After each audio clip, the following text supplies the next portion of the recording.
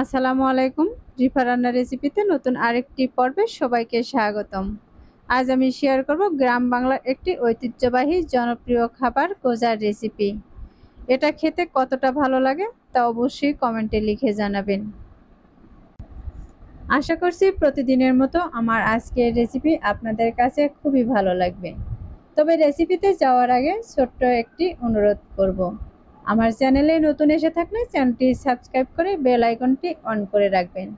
তাহলে আমি নতুন কোনো রেসিপি আপলোড দেওয়ার সাথে সাথে আপনার কাছে পৌঁছে যাবে।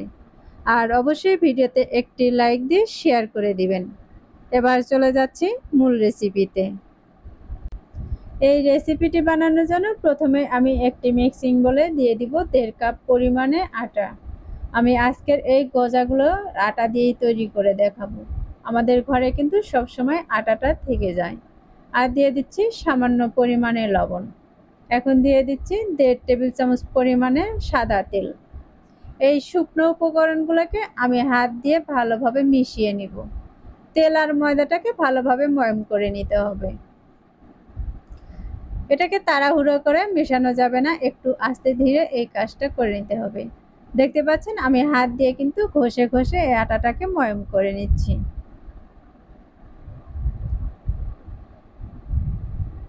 এখন এগুলোকে ময়ম করে নেওয়া হয়ে গেছে।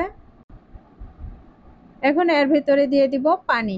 আমি এখানে পানির পরিমাণটা একবারে দিব না, একটু একটু করে পানি দিয়ে একটা পারফেক্ট ডো তৈরি করে নিব। আমি একটু পানি দিয়ে হাত দিয়ে আটাগুলোকে ভালোভাবে মাখিয়ে নিচ্ছি। দেখতে পাচ্ছেন এই আটাগুলো কিন্তু একটু শুকনোই রয়েছে, এই জন্য আমি আর একটু পানি দিয়ে দিচ্ছি। এবার এই পানির সাথে আটাগুলোকে ভালোভাবে মথে নিচ্ছি।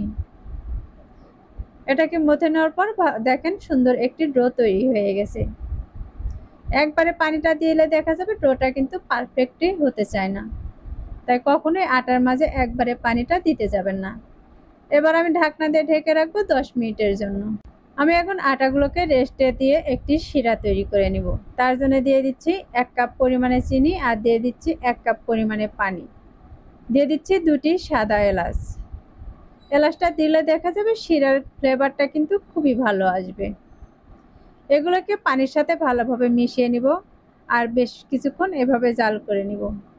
জাল করে নেওয়ার পরে দেখা যাবে এই শিরাটা কিন্তু একটু আঠালো ভাব চলে আসবে। এরকম আঠালো ভাব চলে আসলে এই শিরাটাকে আমি সাইডে রেখে দিব। এখন আমি 10 মিনিট পর ঢাকনাটাকে উঠিয়ে নিচ্ছি। আর দেখতে পাচ্ছেন এই ডোটা কিন্তু আরো অনেক সফট হয়ে গেছে। এটাকে আমি হাত দিয়ে আরো কিছুক্ষণ এভাবে মথে নেব।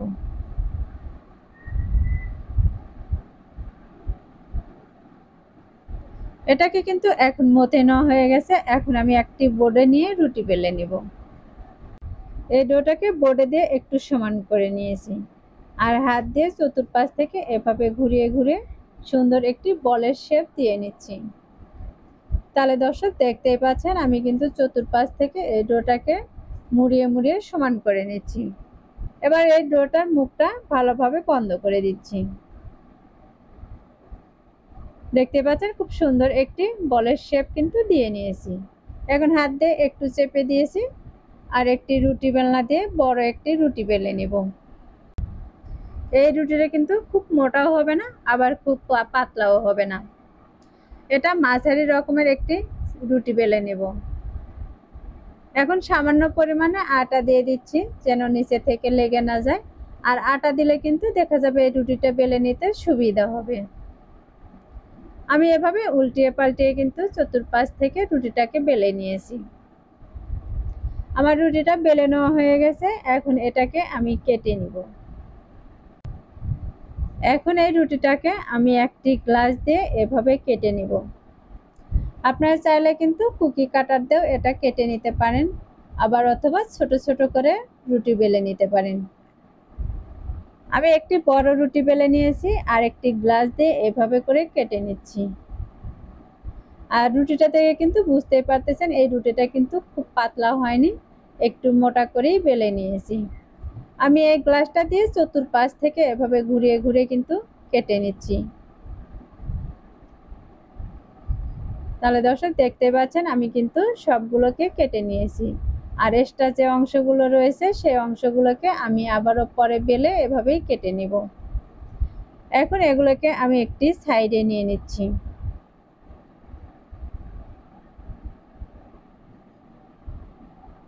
আমি সবগুলোকে সাইডে নিয়ে নিছি আর এই একটিকে আমি আবার একটু বেলে লম্বা করে নিব। আমি একটি এভাবে বেলে নিয়েছি আর একটি বেলে দেখিয়ে দিচ্ছি। তাহলে দর্শক দেখতেই পাচ্ছেন আমি কিন্তু একইভাবে সবগুলোকে বেলে নিয়েছি আর এগুলো দেখতে কিন্তু একটু লম্বাই হবে। আমি এখন এগুলোকে ভাজার জন্য একটি প্লেটে উঠিয়ে নিচ্ছি।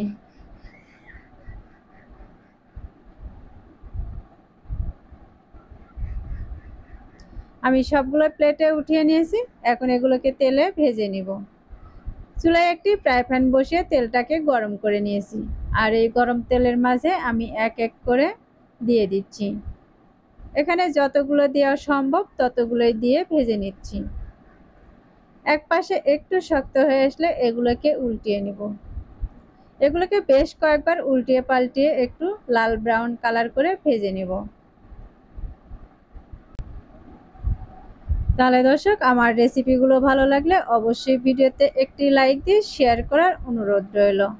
চ্যানেলটি সাবস্ক্রাইব করে আমাকে সাপোর্ট করবেন। এই পর্যায়ে এগুলো ভেজে নেওয়া হয়ে গেছে। এখন একটি ছাঁকনি দিয়ে তেল ঝরিয়ে উঠিয়ে নিচ্ছি। এখন এই গরম শিরার মাঝে আমি সবগুলোকে দিয়ে দিব। গরম শিরাতে দিয়ে দিলে দেখা যাবে এর ভিতর পর্যন্ত কিন্তু খুবই রসালো হবে। আমি সবগুলোকে এখানে দিয়ে দিয়েছি আর একটি হাতা দিয়ে আমি সবগুলোকে শিরার সাথে মিশিয়ে নিব। আর এই কাজটা কিন্তু একটু সাবধানেই করতে হবে, নয়তো ফুলকো ফুলকো লুচিগুলো কিন্তু ভেঙে যেতে পারে। আমি একটু আলতোভাবে সবগুলোকে শিরার সাথে মিশিয়ে নিচ্ছি।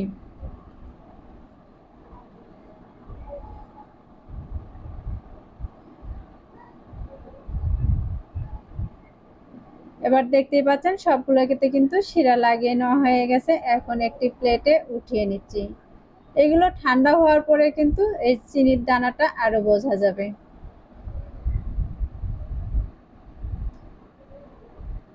আমি এক এক করে সবগুলোকে একটি প্লেটে উঠিয়ে দেখিয়ে দিচ্ছি এটা কতটা দেখতে সুন্দর হয়েছে। তাহলে দর্শক দেখতেই পাচ্ছেন এই মিষ্টিগুলো দেখতে কতটা সুন্দর হয়েছে। খুবই অল্প উপকরণে ঘরেই কিন্তু তৈরি করে নিতে পারবেন মিষ্টির দোকানের মতো এই গজার রেসিপি। আশা করছি প্রতিদিনের মতো আমার আজকের রেসিপি আপনাদের কাছে খুবই ভালো লেগেছে আর সহজে লেগেছে। রেসিপিটি ভালো লাগলে ভিডিওতে একটি লাইক দিয়ে শেয়ার করার অনুরোধ রইল। রেসিপিটি বাসায় অবশ্যই একবার ট্রাই করবেন আর আমাকে কমেন্টে লিখে জানাবেন আমার আজকের রেসিপি আপনাদের কাছে কেমন লেগেছে। আর যারা আমার চ্যানেলটি এখনও সাবস্ক্রাইব করেননি তাদেরকে চ্যানেলটি সাবস্ক্রাইব করার অনুরোধ রইল। যারা চ্যানেলটি সাবস্ক্রাইব করেছেন তাদেরকে অসংখ্য ধন্যবাদ। কথা হবে আবারও সহজ কোনো রেসিপি নিয়ে। সবাই ভালো থাকবেন, সুস্থ থাকবেন আর আমার জন্য দোয়া করবেন। আজকের মতো এখানেই বিদায় নিচ্ছি। আল্লাহ হাফেজ।